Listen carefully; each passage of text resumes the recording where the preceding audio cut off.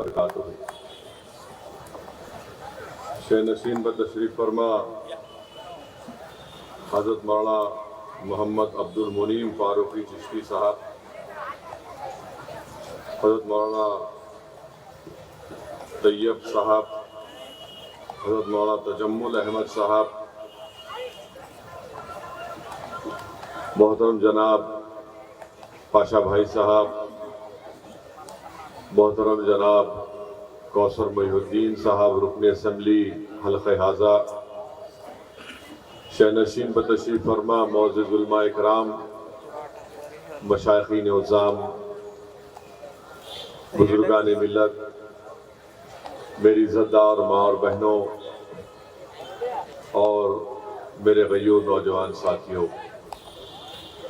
عزیزان ملت، میں اپنی مصروفیت کی بنا پر زیادہ دیر میں آپ کے درمیان میں کھڑے ہو کر تقریر نہیں کر پاؤں گا، اسی لیے میں یہ سمجھتا ہوں کہ جشن رحمت العالمین صلی اللہ علیہ وسلم میں شرکت کرنا میرے لیے ایک باعث مسرت بھی ہے اور ہم تمام کے لیے بلکہ سارے عالم کے لیے اللہ کے رسول صلی اللہ علیہ وسلم کی تشریف آوری، علماء کرام نے یہ تشریف فرمائی کہ اس ماہ مبارک کا بہت بڑا بلند مرتبہ ہے، بلکہ علماء کرام نے یہ بھی لکھا کہ اس ماہ مبارک کا مرتبہ ماہ رمضان سے بھی بڑا ہے، اس لیے کہ رمضان کریم میں اللہ سبحانہ وتعالیٰ نے قرآن کریم کو نازل کیا، تو اس ماہ ربیع الاول میں صاحب قرآن تشریف لائے۔ میرے عزیز دوستوں اور بزرگوں، اگر ہم کو ایمان اور قرآن ملا زیادہ دیر تو صدقہ ہے نبی کریم صلی اللہ علیہ وسلم کا۔ میرے عزیز دوستوں، اگر کائنات میں اللہ اپنے حبیب محمد مصطفیٰ صلی اللہ علیہ وسلم کو نہیں بھیجتا تو کائنات کا ذرہ بھی ہمارے وجود میں نہیں آتا۔ حدیث قدسی ہے کہ اللہ سبحانہ وتعالیٰ فرماتا ہے کہ اے میرے محبوب، اگر آپ نہ ہوتے تو میں اپنی ربوبیت کو بھی ظاہر نہیں کرتا۔ عزیزان ملت اسلامیہ، علماء کرام نے لکھا کہ اللہ سبحانہ وتعالیٰ نے قرآن کریم میں اس آیات کا ترجمہ علماء کرام نے کیا کہ اللہ فرما رہا ہے کہ اگر تم میری نعمتوں کا شمار کرنا چاہو تو نہیں کر پاؤ گے۔ اللہ سبحانہ وتعالیٰ نے انسان کو بے شمار نعمتوں سے نوازا۔ اللہ نے انسان کو آنکھ دیے، ہاتھ اور پیر دیے، دماغ دیا، کان دیے، ناک دیا۔ یہ ایسی چیزیں ہیں کہ ساری کائنات اس کی قیمت نہیں بن سکتی۔ اور پھر اللہ قرآن کریم میں فرما رہا ہے کہ تم اگر میری نعمتوں کا شمار کرنا چاہو تو نہیں کر پاؤ گے۔ اللہ یہ نہیں کہہ رہا ہے کہ میں نے تم کو یہ تمام چیزیں دیکھ کر تم پر ایک بہت بڑا احسان کیا۔ اور علماء کرام نے قرآن کریم کی اس آیات کا ترجمہ کیا کہ اللہ نے جب اپنے حبیب کو اس کائنات میں پیدا کیا تو اللہ قرآن میں فرما رہا ہے کہ اللہ نے مومنوں پر ایک بہت بڑا احسان کیا اور ان میں ایک عصمت والے رسول کو بھیجا۔ تو میرے عزیز دوستوں اور بزرگوں، میں آپ تمام کو جشن رحمت العالمین صلی اللہ علیہ وسلم اور عید میلاد النبی کی مبارکباد پیش کرتا ہوں، اور یہ ہم تمام کے لیے بڑی فخر اور خوش قسمتی کی بات ہے کہ اللہ نے ہم کو محمد مصطفیٰ صلی اللہ علیہ وسلم کا امتی بنایا۔ میرے عزیز دوستوں اور بزرگوں، ایک صحابی رسول صلی اللہ علیہ وسلم نے اللہ کے رسول صلی اللہ علیہ وسلم سے یہ پوچھا کہ یا رسول اللہ صلی اللہ علیہ وسلم، کیا ہم آپ کو قیامت کے میدان میں بھی پائیں گے؟ تو اللہ کے رسول صلی اللہ علیہ وسلم نے فرمایا کہ ہاں، تم مجھے 3 مقامات پر پاؤ گے۔ اس صحابی رسول صلی اللہ علیہ وسلم نے پوچھا کہ یا رسول اللہ صلی اللہ علیہ وسلم، وہ پہلی کون سی جگہ ہوگی جہاں پر ہم آپ کو قیامت کے دن پائیں گے؟ رحمت العالمین صلی اللہ علیہ وسلم نے ارشاد فرمایا کہ میری امت پیاسی ہوگی، میں آب کوثر پر رہوں گا اور میں ان کی پیاس کو بجھاؤں گا۔ رحمت العالمین صلی اللہ علیہ وسلم نے ارشاد فرمایا کہ میری امت پل صراط سے گزرے گی، جبرائیل امی اپنے پر بچھائے ہوں گے اور میں اللہ سے دعا کروں گا کہ اللہ میری امت کو سلامتی سے گزار دے۔ پھر صحابہ رسول صلی اللہ علیہ وسلم پوچھا رسول اللہ صلی اللہ علیہ وسلم وہ تیسری جگہ کون سی ہوگی جہاں پر ہم آپ کو پائیں گے؟ تو محمد مصطفیٰ صلی اللہ علیہ وسلم نے ارشاد فرمایا، رسول اللہ صلی اللہ علیہ وسلم نے ارشاد فرمایا پل صراط کا ذکر کیا، اور جب اللہ کے رسول صلی اللہ علیہ وسلم نے کہا کہ میں اللہ سے دعا کروں گا کہ اللہ میری امت کو سلامتی سے گزار دے، تو یہاں پر کسی ایک عاشق نے بڑا خوب کہا کہ رضا پل سے وجھ کر کے گزریے کہ ہے رب سلم صدائے محمد۔ میرے عزیز دوستوں اور بزرگوں، وہ تیسری جگہ آقا دو عالم صلی اللہ علیہ وسلم نے فرمایا کہ جہاں پر میری امت کے اعمال تولے جائیں گے، اور اگر میری امتی کے اعمال میں کمی ہوگی تو میں اس کی کمی کو پورا کر دوں گا۔ عزیزان ملت، یہ اللہ کا بہت بڑا کرم اور فضل ہے کہ اللہ سبحانہ و تعالیٰ نے ہم کو رسول اللہ صلی اللہ علیہ وسلم کو امتی بنا کر بھیجا۔ حضرت ابو موسیٰ اشعری رضی اللہ تعالیٰ عنہ سے روایت ہے کہ اللہ کے رسول صلی اللہ علیہ وسلم نے فرمایا کہ اللہ نے مجھے دو دعائیں دی، ایک یہ تھی کہ میں اپنی ساری آدھی امت کی مغفرت کرا لوں، یا پھر میں اپنی امت کی ہر امتی کے لیے اللہ سے مغفرت مانگوں۔ تو اللہ کے رسول صلی اللہ علیہ وسلم نے کہا کہ میں نے اپنی اس دعا کو قیامت تک کے لیے اپنی امت کے لیے اٹھا کے رکھا ہوں، اور میں اپنی امتی کے مغفرت کے لیے، شفاعت کے لیے اس دعا کو استعمال کروں گا۔ اسی لیے قرآن کریم کی سورہ دہا کی 5ویں آیات ہے کہ وَلَا سَوْفَ يُؤْتِيكَ رَبُّكَ فَتَرْضَىٰ، کہ اللہ فرما رہا ہے کہ محبوب ہم آپ کو صلی اللہ علیہ وسلم آپ کو اتنا دیں گے کہ آپ راضی ہو جائیں گے۔ امام آلوسی رحمت اللہ علیہ لکھتے ہیں کہ کسی عراق کے کسی شخص نے جا کر امام باقر، امام زین العابدین کے فرزند سے پوچھا کہ امام باقر کیا یہ شفاعت کی دعا سچ ہے؟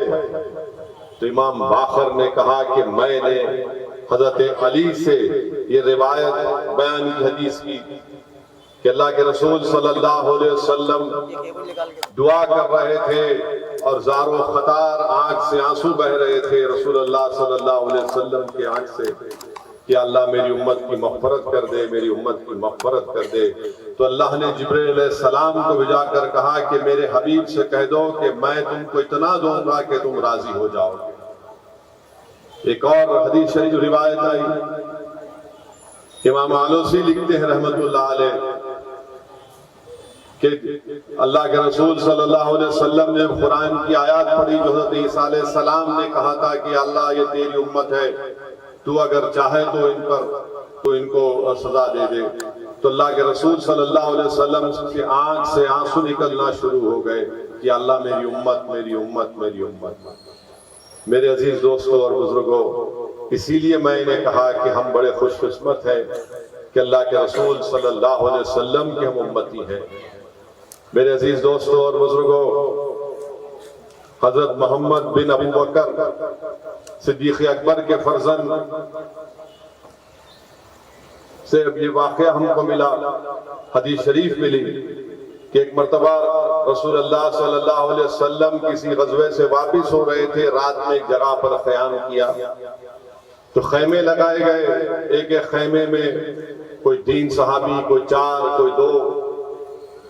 تو نماز مغرب کے بعد رسول اللہ صلی اللہ علیہ وسلم کی امامت میں نماز مغرب ادا کی گئی۔ اس کے بعد ایک صحابی رسول صلی اللہ علیہ وسلم تھے، بڑے موٹے تازے تھے، بہت موٹے تازے تھے۔ تو سب رسول اللہ صلی اللہ علیہ وسلم سے جا کر دست مبارک کو بوسہ دے رہے تھے، تو یہ صحابی رسول صلی اللہ علیہ وسلم رحمت للعالمین صلی اللہ علیہ وسلم کے چہرے مبارک پر نظر ڈالی اور جوش محبت پیدا ہو گیا اور خرید گئے۔ اس زمانے میں لکڑیوں کی جوتیاں پہنتے تھے اور رسول اللہ صلی اللہ علیہ وسلم اپنے خد مبارک میں نعلین شریف نہیں پہنے تھے۔ یہ صحابی رسول جو موٹے تازے تھے، جذبات میں جوش میں رسول اللہ صلی اللہ علیہ وسلم کے اتنا قریب ہو گئے کہ اپنا پیر رسول اللہ صلی اللہ علیہ وسلم کے قد مبارک پر رکھ دیا اور ہاتھ نہیں چھوڑ رہے تھے، چوم رہے تھے۔ تو اللہ کے رسول صلی اللہ علیہ وسلم کو تکلیف ہوئی تو رسول اللہ صلی اللہ علیہ وسلم نے اپنی چھڑی سے اس صحابی رسول کے پیٹ پر چبائی کہ مجھے تکلیف ہو رہی ہے۔ وہ جب ان کو خیال آیا کہ یہ مجھ سے میں نے یہ کر دیا تو ندامت کی، بہت پریشان ہو گئے۔ پھر رات میں جب واپس گئے تو خوب رات بھر روئے کہ مجھ سے کیا ہو گیا، مجھ سے یہ کیا ہو گیا۔ رات ہو گئی، عشاء کی نماز پڑھ کر جلدی چلے گئے، رات بھر روتے رہے کہ میں نے یہ کیا کر دیا رحمت اللہ علیہ صلی اللہ علیہ وسلم سے۔ تو فجر سے پہلے سحری کے وقت حضرت بلال اس خیمے پر آتے ہیں اور آ کر پوچھتے ہیں کہ وہ شخص کہاں ہے، وہ صحابی رسول کہاں ہے جس نے کل رسول اللہ صلی اللہ علیہ وسلم کے ختموں کو دبا دیا تھا۔ اب یہ اور کانپتے ہیں، تھرتھراتے ہیں کہ کہیں اللہ نے میرے تعلق سے قرآن کی آیات تو نازل نہیں کر دی۔ وہ صدیق اکبر کے فرزند سے کہتے ہیں کہ آپ اپنے والد سے کہہ کر میری سفارش کروائیے۔ حضرت بلال کہتے ہیں کہ اللہ کے رسول صلی اللہ علیہ وسلم نے تمہیں بلایا ہے۔ وہ ڈرتے ہوئے کانپتے ہوئے رسول اللہ صلی اللہ علیہ وسلم کے پاس گئے تو اللہ کے رسول صلی اللہ علیہ وسلم نے یہ فرمایا کہ میں تم کو عشاء میں بلانا چاہ رہا تھا، مگر شاید آپ تھکے ہوئے تھے، مگر مجھے معلوم ہے کہ سحری کے وقت آپ اٹھیں گے تہجد کی نماز کے لیے، تو میں نے بلایا ہے۔ وہ کام کے کہتے ہیں اللہ رسول اللہ صلی اللہ علیہ وسلم فرمائیے اللہ کے رسول صلی اللہ علیہ وسلم کے جملے کیا ہے۔ دیکھیے آپ اپنی زبان مبارک سے رحمت اللہ علیہ ارشاد فرماتے ہیں کہ میں کل رات بھر نہیں سو پایا ہوں، میں نے تجھ سے بہت بڑی غلطی کر دی۔ وہ صحابی رسول بولتے ہیں رسول اللہ صلی اللہ علیہ وسلم غلطی تو مجھ سے ہوئی ہے، میں نے اس طرح کی حرکت کر دی کہ میں آپ کے پیر کو دبا دیا۔ اللہ کے رسول صلی اللہ علیہ وسلم نے فرمایا کہ تو نے دیکھ کر میرے پیر کو نہیں دبایا، مگر میں نے تیرے پیٹ کو دیکھ کر چھڑی سے اس کو چبایا تھا، کیا تو اللہ کے لیے مجھے معاف کر دے گا؟ وہ صحابی رسول روتے ہیں، بولتے رسول اللہ صلی اللہ علیہ وسلم میں کیسا کروں گا؟ تو بولے نہیں بولو۔ تو بولتے رسول اللہ صلی اللہ علیہ وسلم ہمارے ماں باپ، ہماری جان آپ پر قربان، آپ کا جو حکم ہم مانیں گے۔ تو رسول اللہ صلی اللہ علیہ وسلم فرماتے کہ میں راضی نہیں ہوں۔ وہ صحابی رسول بولتے ہیں کہ رسول اللہ صلی اللہ علیہ وسلم کیوں آپ راضی نہیں ہیں؟ بولے میں اس وقت راضی ہوں گا جب جو اس جنگ کو جیتنے کے بعد جو 5ویں حصے میں مجھے 80 اونٹ ملے، وہ تجھے اس کو قبول کرنا پڑے گا۔ اللہ کے رسول صلی اللہ علیہ وسلم اس صحابی رسول کو 80 اونٹ دے دیتے ہیں۔ میرے عزیز دوستوں اور بزرگوں، یہ رحمت اللہ علیہ صلی اللہ علیہ وسلم ہے۔ ایک اور حدیث شریف میں آیا مسند امام احمد بن حنبل میں کہ رسول اللہ صلی اللہ علیہ وسلم ایک صحابی رسول تھے، ان کا نام ظاہر تھا۔ رسول اللہ صلی اللہ علیہ وسلم کے لیے وہ گاؤں سے سبزی لا کر دیتے تھے اور رسول اللہ صلی اللہ علیہ وسلم ان سے بے پناہ محبت کرتے تھے۔ ایک اور کہتے تھے صحابیوں کو بٹھا کر کے میرا سجن ہے۔ ایک مرتبہ بازار میں یہ صحابی رسول حضرت ظاہر رضی اللہ تعالیٰ عنہ نظر آئے تو رسول اللہ صلی اللہ علیہ وسلم پیچھے سے جا کر حضرت ظاہر صحابی رسول کے آنکھ پر اپنے ہاتھ رکھ دیتے ہیں اور پوچھتے بتاؤ میں کون ہوں؟ اب اندازہ لگا یہ رحمت اللہ علیہ صلی اللہ علیہ وسلم اپنے ہاتھ مبارک سے حضرت ظاہر رضی اللہ تعالیٰ عنہ کے آنکھ پر ہاتھ مبارک سے پوچھتے ہیں بتاؤ میں کون ہوں؟ حضرت ظاہر کہتے ہیں آپ وہ ہیں اگر آپ جس گلی سے گزرتے ہیں تو آپ کی خوشبو سونگ کر ہم کہتے ہیں کہ محمد صلی اللہ علیہ وسلم اس گلی سے گئے۔ اللہ کے رسول صلی اللہ علیہ وسلم پھر فرد مسرت سے محبت سے کہتے ہیں کہ ہے کون جو اس کو خریدے گا، ہے کون جو اس کو خریدے گا؟ وہ صحابہ رسول یہ کہتے ہیں یا رسول اللہ، کہتے ہیں کہ رسول اللہ صلی اللہ علیہ وسلم میں لکھنا نہیں پڑھنا نہیں جانتا،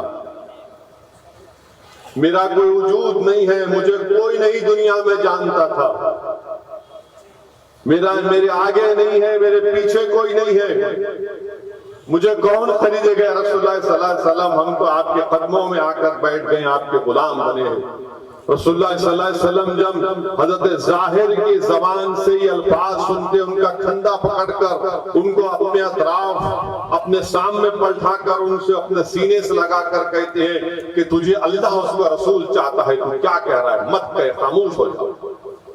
میرے عزیز دوستوں اور بزرگوں، یہ اللہ کے رسول صلی اللہ علیہ وسلم کی صحابہ کرام سے محبت تھی، اور وہ صحابہ کرام اپنا ہر چیز رسول اللہ صلی اللہ علیہ وسلم کی خوشنودی کے لیے، دین اسلام کے غلبے کے لیے اپنا ہر چیز قربان کرتے۔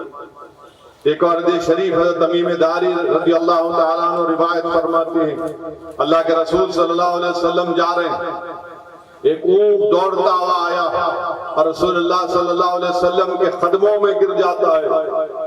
رسول اللہ صلی اللہ علیہ وسلم اس کو اٹھنے کا اشارہ کرتے ہیں، اونٹ اٹھتا ہے اور وہ اونٹ اللہ کے رسول صلی اللہ علیہ وسلم سے بات چیت کرتا ہے، رسول اللہ صلی اللہ علیہ وسلم سے بات چیت کرتا ہے، اور رسول اللہ صلی اللہ علیہ وسلم 3 مرتبہ آمین آمین کہتے ہیں، اور 4تھی مرتبہ اللہ کے رسول صلی اللہ علیہ وسلم کی آنکھ سے آنسو نکل جاتے ہیں۔ اور جب یہ لوگ صحابہ کرام دیکھتے ہیں تو اور لوگ بھاگ کر آتے ہیں اور کہتے ہیں رسول اللہ صلی اللہ علیہ وسلم یہ ہمارا اونٹ ہے، 3 دن سے غائب ہے، اسے ہمارے حوالے کر دیجئے۔ اللہ کے رسول صلی اللہ علیہ وسلم فرماتے ہیں کہ میں تم کو تمہارے حوالے نہیں کروں گا، اس نے مجھ سے شکایت کی ہے کہ جب یہ جوان تھا تو تم نے گرمی اور سردیوں میں سے خوب کام کیا، جب یہ بوڑھا ہو گیا تو تم نے اس سے اونٹوں کی نسل میں اضافہ کیا، اب تم اس کی قربانی دینا چاہتے ہو، اس کو مارنا چاہتے ہو؟ تو وہ کہتے ہیں کہ ہاں رسول اللہ صلی اللہ علیہ وسلم میں بالکل سچ ہے، مگر آپ جو فرما رہے ہیں آپ اسے چھوڑ دیجئے، ہم اس کو ہاتھ نہیں لگائیں گے۔ رسول اللہ صلی اللہ علیہ وسلم نے فرمایا کہ نہیں، میں تم سے اس اونٹ کو خریدوں گا۔ رحمت اللہ علیہ صلی اللہ علیہ وسلم نے اس اونٹ کو خریدا اور اس اونٹ سے کہا کہ جا میں تجھے آزاد کرتا ہوں، جا میں تجھے آزاد کرتا ہوں۔ تو وہ اونٹ اس وقت اونٹ یہ کہتا ہے کہ یا رسول اللہ صلی اللہ علیہ وسلم، اس نے دعا کی جس پر رسول اللہ صلی اللہ علیہ وسلم نے آمین کہا۔ اس اونٹ نے کہا کہ یا رسول اللہ صلی اللہ علیہ وسلم، آپ کو میری طرف سے، اسلام کی طرف سے، قرآن کی طرف سے اللہ آپ کو اور آپ اس کا صلہ دے۔ رسول اللہ صلی اللہ علیہ وسلم نے آمین کہا۔ دوسری مرتبہ اللہ کے رسول صلی اللہ علیہ وسلم سے اونٹ نے کہا کہ آپ نے میرا خوف دور کیا، اللہ آپ کی امت سے خوف کو دور کر دے۔ تو رحمت اللہ علیہ صلی اللہ علیہ وسلم نے آمین کہا۔ تیسری مرتبہ اس اونٹ نے دعا کی کہ یا رسول اللہ صلی اللہ علیہ وسلم، جس طرح آپ نے آج آ کر مجھے بچایا، قیامت کے دن اللہ آپ کی امت کو قیامت کے خوف سے آزاد کر دے، خوف دور کر دے۔ تو رسول اللہ صلی اللہ علیہ وسلم نے آمین کہی۔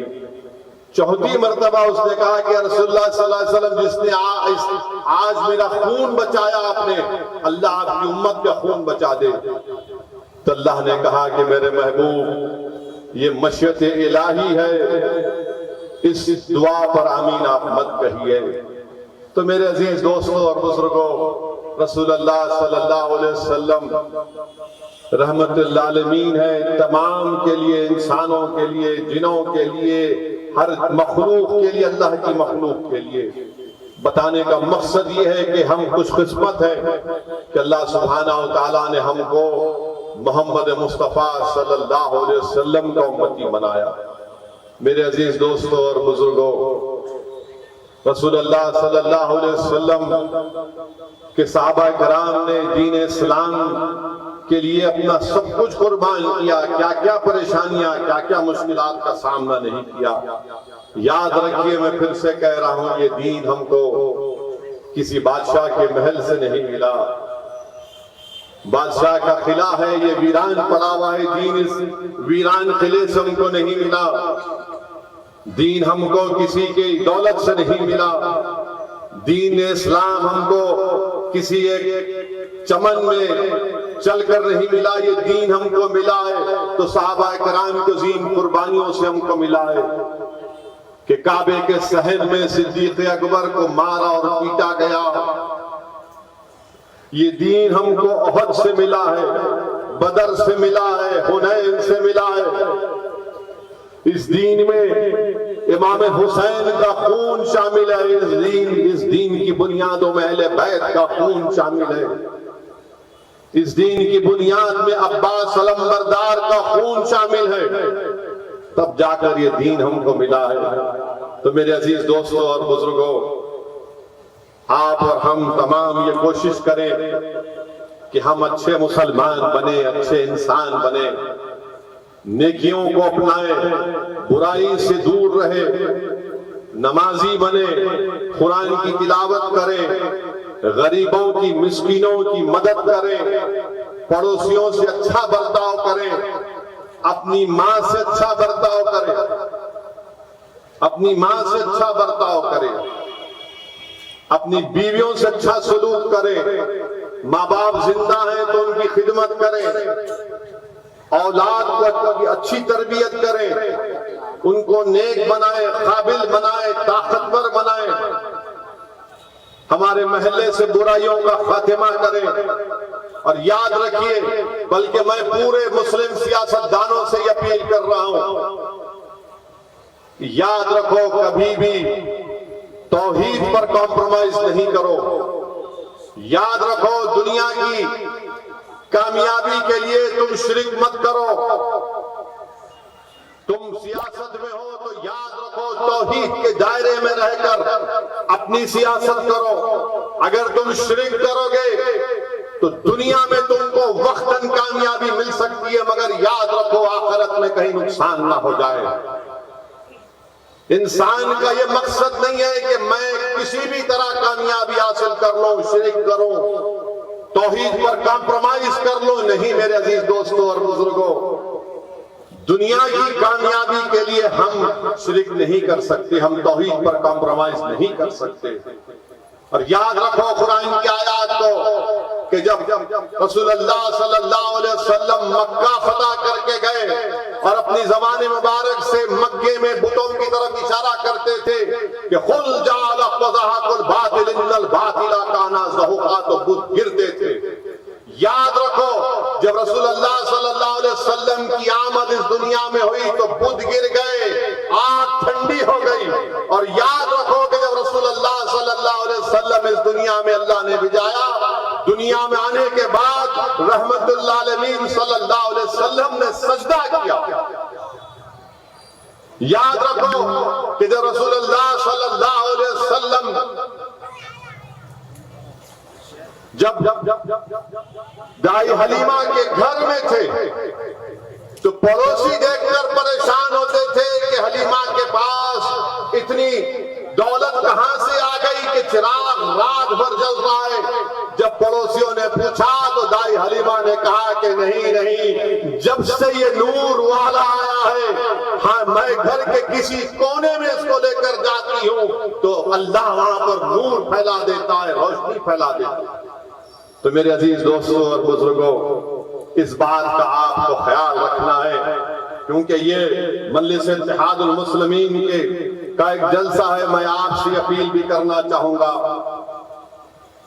کہ الیکشن آ رہے ہیں، میری آپ سے دبن گزارش ہے کہ آپ مجلس اتحاد المسلمین کو مضبوط کریں، اور اگر کوئی کسی کو اعتراض ہوگا کہ اسد الدین اویسی جشن رحمت للعالمین صلی اللہ علیہ وسلم میں سیاست کی بات کر رہا ہے تو دیوانے تم سیرت النبی کو نہیں پڑھے، اگر تم سیرت النبی کو پڑھتے تو تم کو معلوم ہوتا۔ کسی شاعر نے اچھا کہا کہ جدا ہو دین سے سیاست تو رہ جاتی ہے چنگیزی۔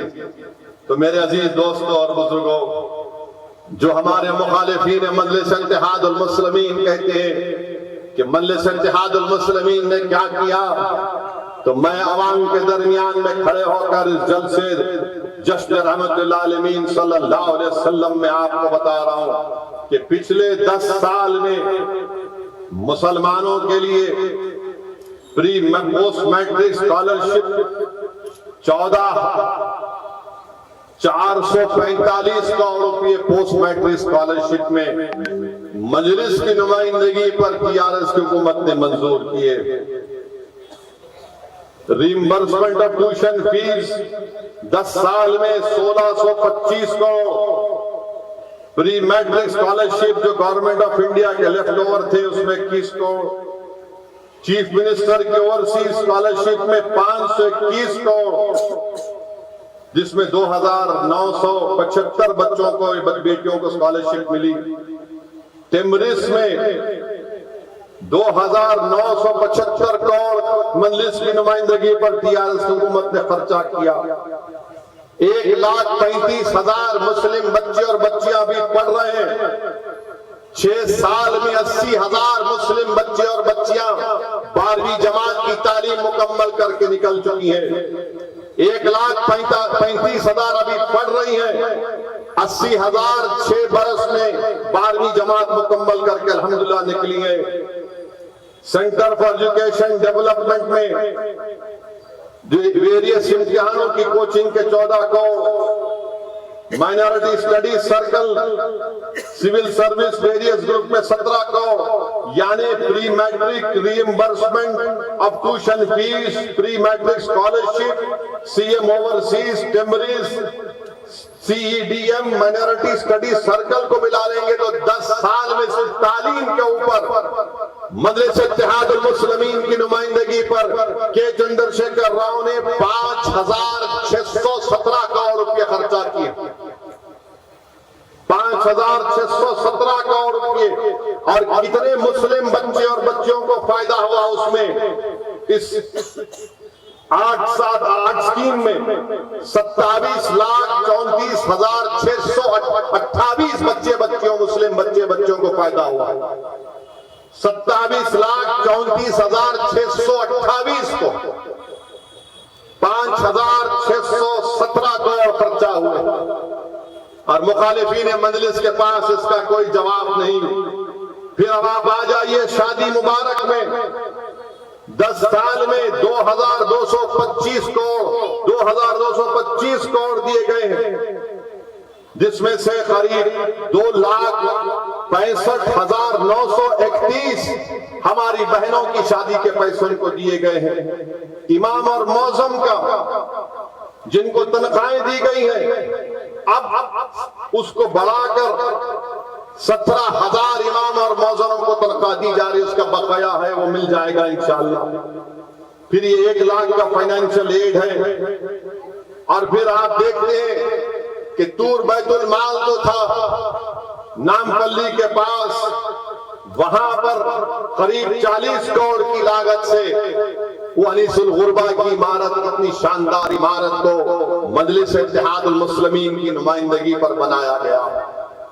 میرے عزیز دوستوں اور بزرگوں، اس کے بعد شہر حیدرآباد ہو یا تلنگانہ ہو، یہاں پر ہم نے امن کو مضبوط کیا، فرقہ پرستی کو بننے نہیں دیا، فسادات کو ہونے سے بچایا اس شہر کو۔ اور پھر آپ یہ بھی جانتے ہیں کہ فسادات کو نہیں ہونے دیا۔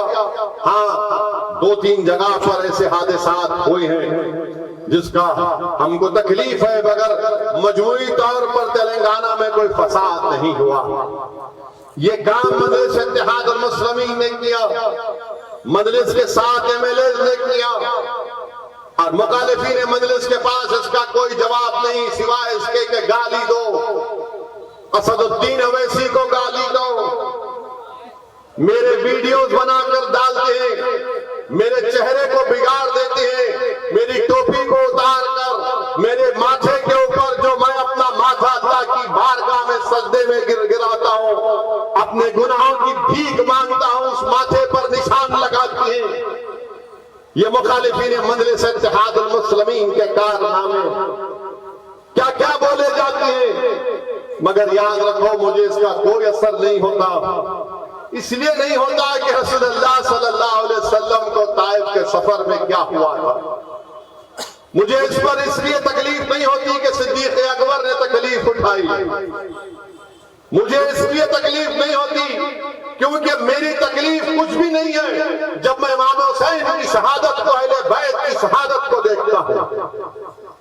میرے عزیز دوستوں اور بزرگوں، جنگ موطا میرے سامنے ہے، احد کا میدان ہمارے سامنے ہے، جنگ خندق ہمارے سامنے ہے کہ صحابہ ایک ایک پتھر اپنی پیٹ پر باندھے ہیں تو آقا دو دو پتھر اپنے پیٹ پر باندھے۔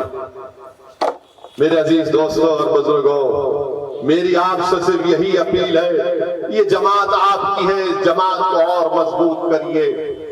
لوگ مجلس پر، مجلس کے قائدین پر جو چاہے اپنی زبان سے کہے جاتے ہیں، مگر الحمدللہ اللہ کا کرم اور فضل ہے، صدقہ نبی کریم صلی اللہ علیہ وسلم کا، کہ ہم اپنے مقصد میں اٹل ہیں، ہم اپنی کام میں اٹل ہیں، اور ہمارے پیروں کو کوئی ڈگمگا نہیں سکتا، ہمارے حوصلوں میں کبھی کمی نہیں آئے گی۔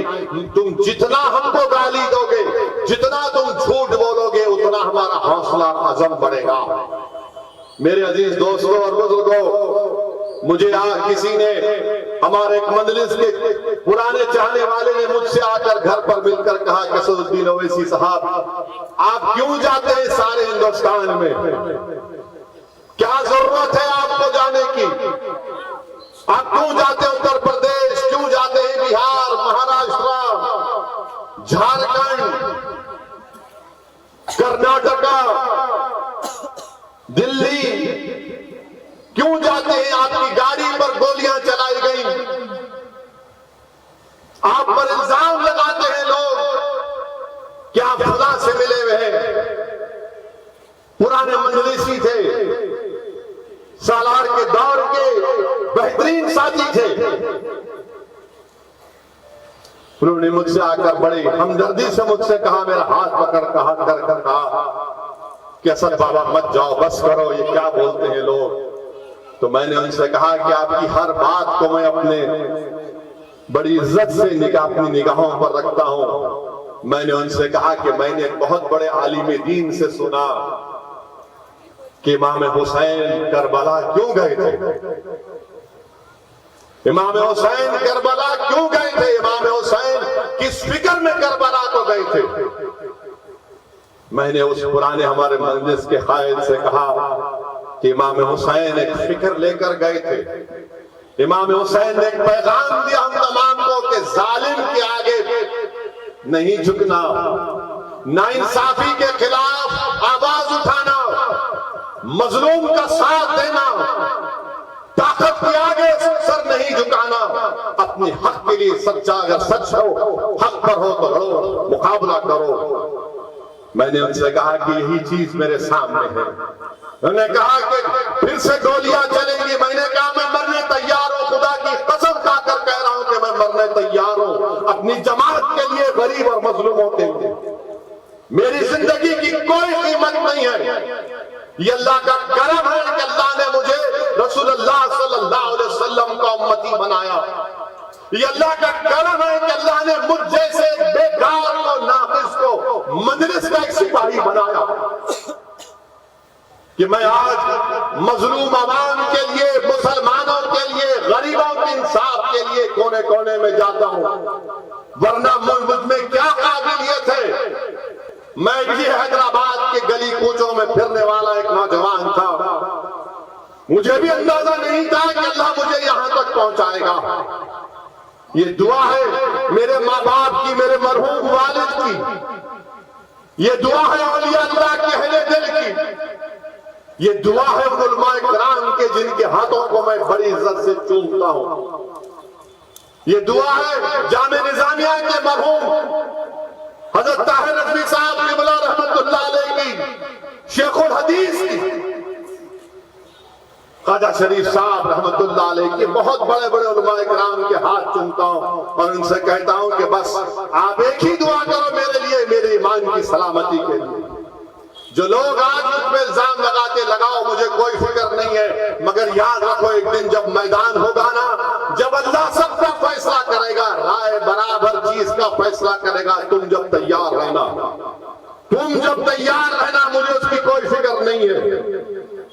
میرے عزیز دوستوں اور بزرگوں، آج صالح نگر کنچا میں پچھلے 4-5 دن سے مختلف دورے چل رہے ترقیاتی کاموں کے.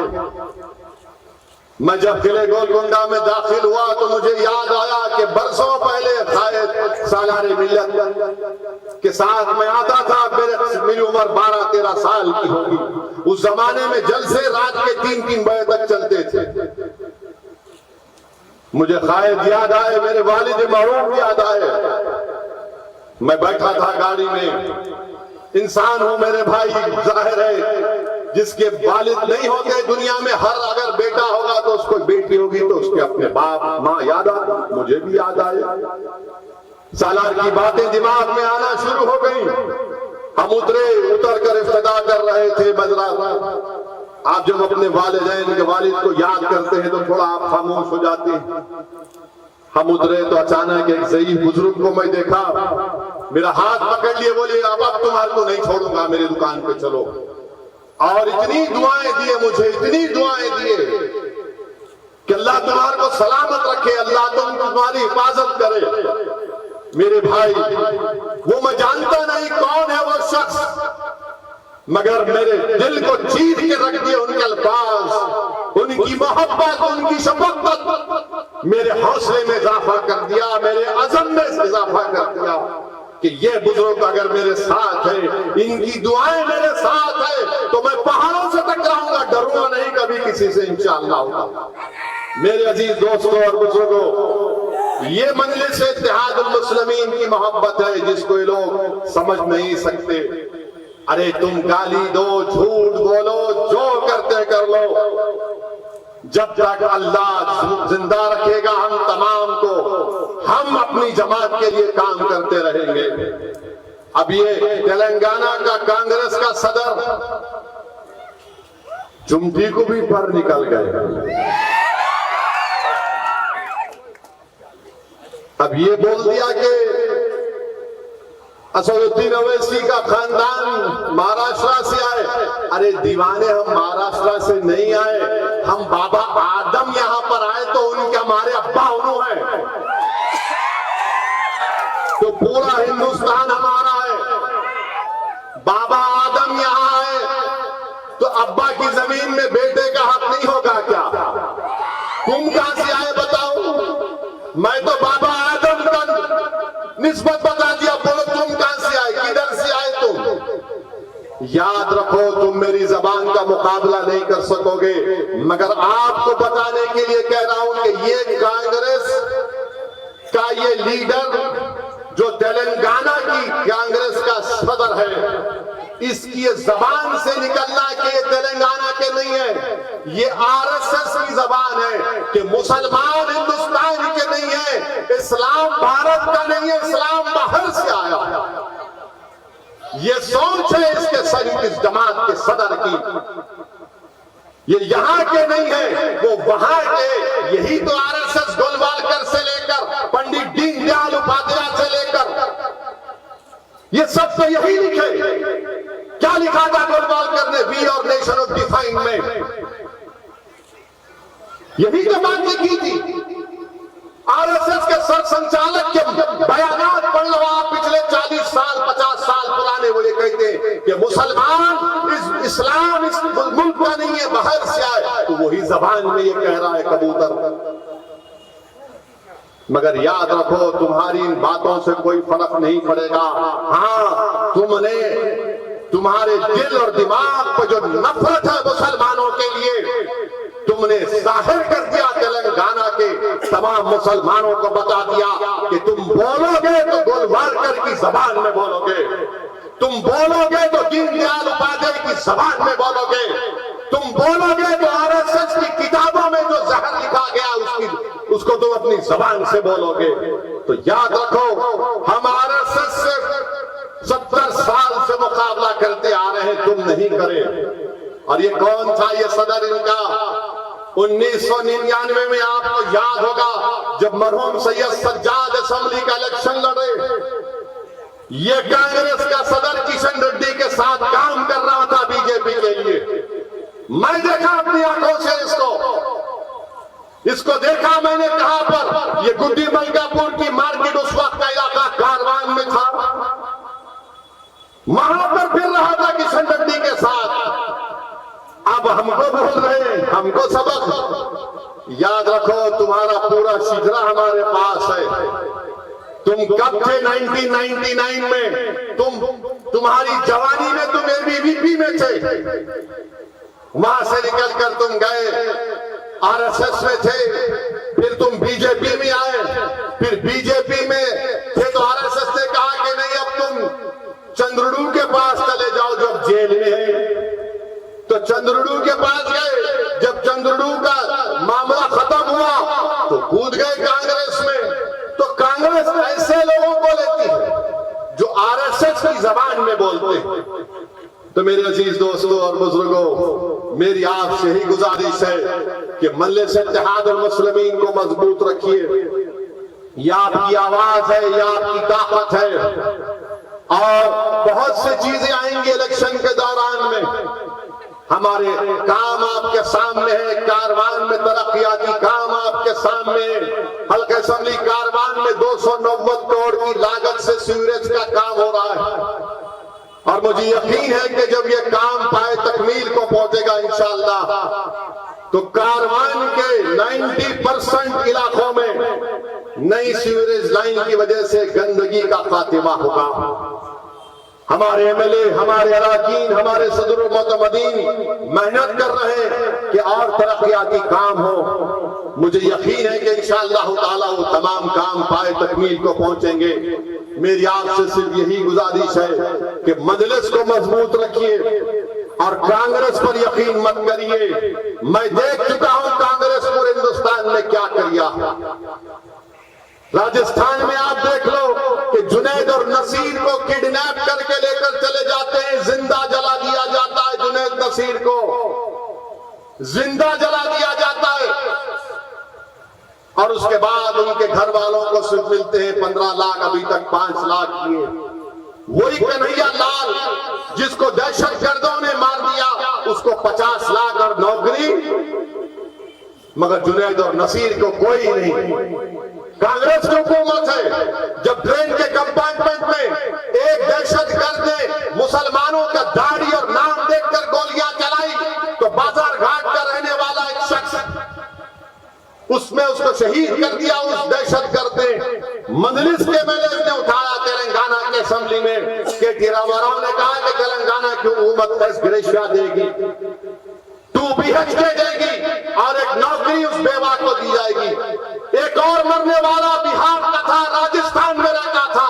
बताओ कांग्रेसियों, जब तेलंगाना की हुकूमत एक मुसलमान की बेवा को, जिसको एक दहशतगर्द ने मारा, उसको नौकरी दी, 2 BHK दिया, एस ग्रेशिया दिया, तो तुम्हारी हुकूमत राजस्थान में कुछ नहीं दिए। क्यों नहीं दिए? बिहार में नीतीश कुमार क्यों नहीं दिए? तो मालूम हुआ कि वहां पर मजलिस नहीं है। ये यही चाहते हैं कि हमको डराया जाए, मुसलमानों को डराया जाए, डरा कर वोट हासिल किया जाए। कर्नाटका की मिसाल देना गलत है। ये तेलंगाना है, हैदराबाद है, यहाँ पर मजलिस है और बड़े बड़े आकर चले गए। हमने बीजेपी की बंडी में पंचर लगा दिया, तो कांग्रेस को भी इंशाअल्लाह ताला रोकेंगे, पंचर लगाएंगे उनको भी। बड़ी बड़ी बातें कांग्रेस कर रही है। अरे मैं कह रहा हूं, अगर आप हिंदुस्तान का संविधान जब आइन जब बन रहा था, कानून साज असेंबली के आप पढ़ो, नौजवानों पढ़ो, तुम पढ़ते नहीं हो। کانسٹیٹیوٹ اسمبلی کے ڈیبیٹ پڑھو، جب آئین بنایا جا رہا تھا مسلمانوں کی اگر آج اسمبلی اور پارلیمنٹ میں کم نمائندگی ہے تو اس کا ذمہ دار یہ کانگریس ہے، یہ کانگریس ہے۔ میں بتا رہا ہوں آپ کو، آپ جب پڑھیں گے اس کمیٹی کی رپورٹ میں پڑھیں گے کہ کیسے ڈرا کر مسلمانوں کے تحفظات کو چھین دیا گیا، پولیٹیکل ریپرزنٹیشن کو کس طرح ان کو دھوکہ بنا کر دکھا دیا گیا۔ یہی ذمہ دار ہے یہ لوگ۔ اگر آج ہمارے پاس بھارت کے مسلمانوں کے پاس پولیٹیکل ریپرزنٹیشن نہیں ہے تو اس کا ذمہ دار نہرو اور سردار پٹیل ہے۔ میں جانتا ہوں کہ میڈیا اس کو اچھالے گا، مگر چیلنج کے ساتھ کہہ رہا ہوں، کانسٹیٹیوٹ اسمبلی کے ڈیبیٹ سے کس طریقے سے ان کو دھوکہ دیا گیا۔ ارے آج تلنگانہ میں 2000 کروڑ کا بجٹ ہے، وزارت اقلیتی بہبود کا، تمہارے راجستھان میں کیا ہے 250 کروڑ، اتنے ہی مسلمان ہیں، 250 کروڑ ہے۔ میرے عزیز دوستوں اور بزرگوں، اور ہمارے وزیر اعظم تلنگانہ کو آئے، عجیب وزیر اعظم ہے، ایک طرف یہ بولتے ایک طرف یہ بھی بولتے۔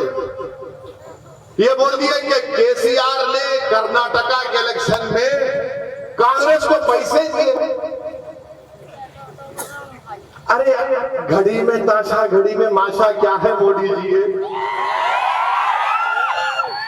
کرناٹکا میں پیسے بھی دیے، ادھر بھی آئے، پیسے بھی دے رہے ادھر بھی آ رہے۔ کیا بولنا چاہ رہے ہیں آپ؟ کیا کر دیا آپ نے دیش کا؟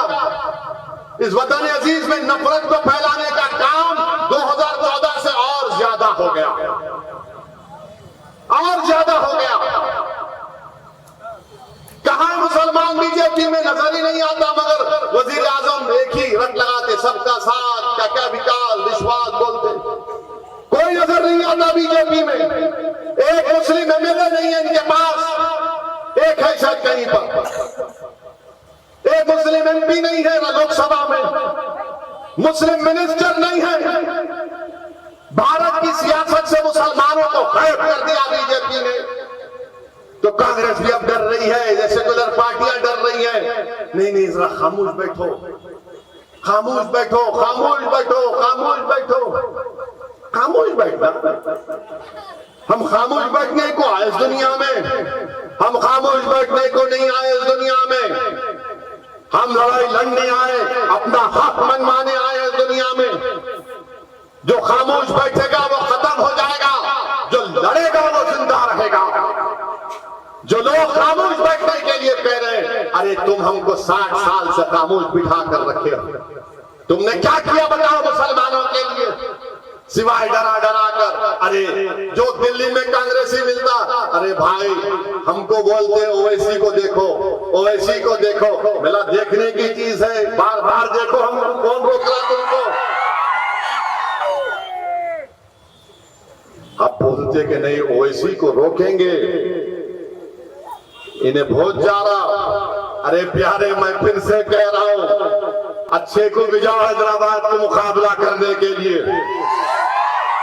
تمہارا پیارا اگر تیار نہیں ہے تو کسی اور کو تیار کرو، مگر یاد رکھو اسمبلی کے الیکشن میں انشاءاللہ تعالی مجلس نے جو پالیسی اور فیصلہ لیا ہے، تلنگانہ کی عوام اللہ کے فضل و کرم سے اس کی تائید کرے گی اور مجلس اس میں کامیاب ہوگی۔ میں پوری اطمینان اور اعتماد کے ساتھ کہہ رہا ہوں کہ مجلس جہاں سے اپنے ایم ایل اے کے کینڈیڈیٹ کھڑا کرے گی، وہاں سے مجلس کے ایم ایل اے کامیاب ہوں گے۔ اور مجھے یقین ہے کہ انشاءاللہ تعالی مجلس کے ایم ایل اے کی کامیابی کے ساتھ ساتھ تلنگانہ کا چیف منسٹر ماموں بنیں گے تیسری مرتبہ۔